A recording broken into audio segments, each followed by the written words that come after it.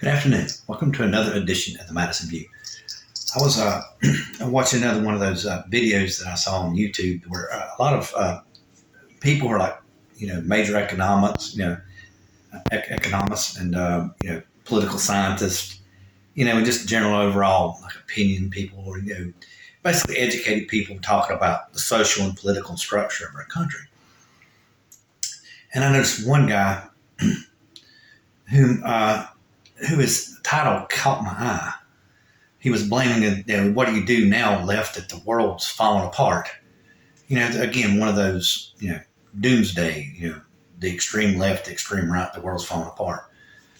Basically, that's the way his title read, but then I got into the video and I began, you got to listen to him closely. He had a foreign accent. But as I began listening to him, I noticed it wasn't quite what I thought it was. Because he still embraced the model, which I think is good. Capitalism is, probably the best thing that's ever happened to humanity, in my opinion. And like he said, the liberal social capitalist system has carried the world basically, since 1940. Almost for 100 years.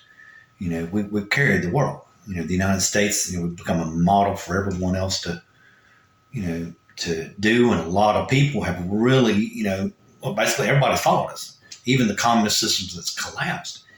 And he said that he didn't want to say he was for Marxism or anything like that right there, but he was quoting some of Marxism stuff. And I'm not quite sure exactly what it had to do with it, but he was saying that eventually, I think somewhere in capitalism or somewhere in Marxism, it says capitalism will come to an end because it will outlive its purpose.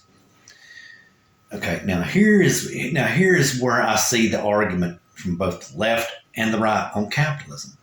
Okay, now I said capitalism. I just don't think that I don't think we can ever have a better system. Do I think it'd be like I told you in a previous video? I think that we could tweak it.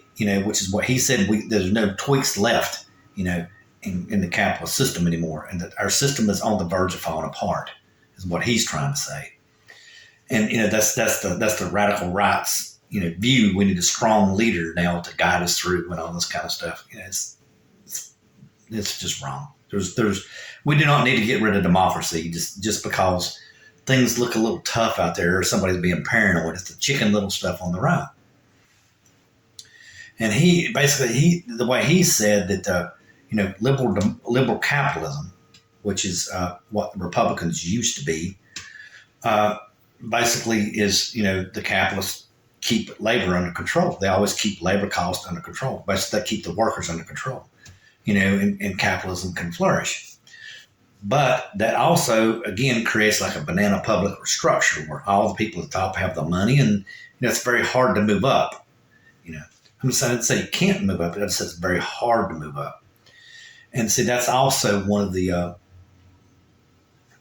things where I can kind of see what they're talking about, because where I said before, I don't think people are grounded enough, and don't get me wrong. I'm not trying to say anybody's didn't accomplish something to be an athlete or something like that. I'm not trying to say that. What I'm trying to say is because of what's going on in American society right now, everybody thinks they should just be able to wake up and, do something very easily that has no, survival basis whatsoever and get rich. It's like the American dream has become like a fluff. That's what I'm saying. That's what the one guy talked about on the video. It's like it's fluff anymore. There's no substance, and there's all kinds of dreams. And this is where I'm going to take it to my area to explain what he's talking about. There's all kinds of dreams. Look, I'm not downplaying anybody's accomplishment. I just think that's part of the American psyche doesn't see that in a way that makes sense, and they think they're being unfairly treated, or they'll never get ahead, and they always go home and cry and hide their head underneath the pillow or drink themselves to death, or drug themselves to death, or whatever, rob people or whatever, whatever they'll give up. They feel like they're chained to fate. Is a saying, you're a prisoner chained in fate of your own fate. prisoner in chains of your own fate, I think is how you say it exactly. Basically, in your own mind, you've demonized everything. And there's no way that, you're Chicken Little. The world's fallen. Nothing's going to ever be right. And I think that's part of it. I think because we aren't grounded enough to see all the different aspects of a dream. And this is where, like I said, I'm going to take it back to where one of the guys said, because I agree with him that it might very well be some disillusionment with the American dream. I agree with this guy a lot.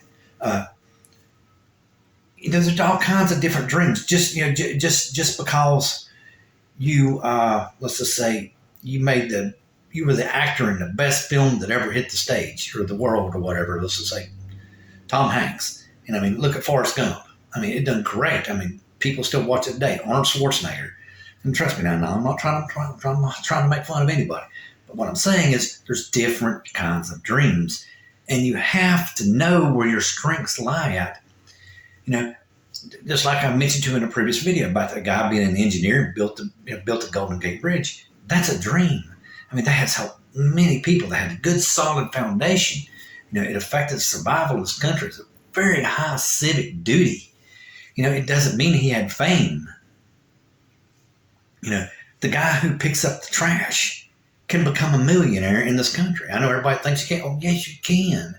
If you save your money and invest it correctly, you're going to become a millionaire. In this country, wealth has been democratized. And everybody just needs to go ahead and just say, just because Tommy got it this way, don't mean you're going to get it this way. But you still have a chance to make your dreams come true. It just depends upon what scale that you think you can accomplish. I don't know everything about everybody and all this kind of stuff, but if you come from the lower, let's say the lower class, you earn $15, $17, $18 an hour. Okay, that's the lower class of wage earners. I doubt very soon you'll become a billionaire. But if you do things right and you invest things correctly, I think you become a millionaire. And you could possibly become a multi-millionaire. I'm not sure exactly how you would handle things. Maybe you invent something I don't understand, and you'll become a billionaire. You know what I'm saying? Everybody that's where I said, Donald Trump and the MAGA stuff, the American dream's gone away. No, it hasn't. America is still the greatest country on earth, y'all. The American dream is thriving. It's all around you. You just need to wake up and think about it just a minute. Just because you didn't, like I said, slam dunk the ball or, make the greatest movie in the world or whatever, doesn't mean that you cannot be successful in life. And it depends upon what you consider success in life. Some people might consider having a family, where the husband and wife work together and become partners, and God knows what you could accomplish, like that right there. I've seen a couple of people on the internet talking about how they think marriages went so far backwards, and like she said, like the one woman said, the one married couple she envied the most is they work like a team together. And he was picking on her one day and said that she burnt the chili with his $25 check. Well, the man was a lawyer, and she was like a doctor, or she had a master's degree or something like that. And if they had worked together so much, they improved their environmental, their economic circumstances so much because they worked together as a team. They come together and they accomplished a dream. They moved up the economic scale in America. And that's where I see the disillusionment at. You're trying to compare. I think everybody tries to compare themselves to everyone else, and you shouldn't do that. You should form your own dream and your own opinion, and don't lay it off in Donald Trump's lap to make everything come true. But anyway, like I said, that one guy. Let me get back a little bit because I kind of ventured off a little bit. But that one guy said that he felt like that liberal social democratic capitalism was obsolete now. I disagree with him. And the biggest thing that I see now with what's going on because of the housing crisis, the Fed or the government, I don't know who made all this decision, to keep the economy pumped up so much. I think it was Republicans, but I'm not sure who made that decision, because I think we should have quit quantitative easing probably about 2014, I think, is when Janet Yellen tried it, I think, and everybody got mad at her. And I think that's 90% of why everybody's having so much problem, because housing has got so ridiculous. Can't nobody afford it. And because the housing crisis, is no inventory out there, because nobody built houses because they weren't selling. Everybody was broke. So they quit selling houses, and everybody was afraid to do anything because they was afraid the whole entire economy was going to fall apart again. And I think that's somewhat of it. I think there was a hangover left over from the Great Recession, which W. Bush caused, which a Republican caused. And so I don't know if I necessarily agree with this guy or not, that social liberal capitalism has lost its way.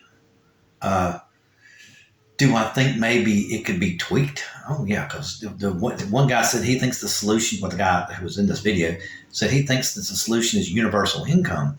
But I thought that's what welfare was. Is it not? I mean, you guaranteed somebody's money to eat, right? That's what. Why give it such a fancy name? And that's what he was talking about, how the safety net has collapsed. All you're doing is changing the name of welfare to universal income. That's all you're doing. You're not changing nothing. You still have a safety net there.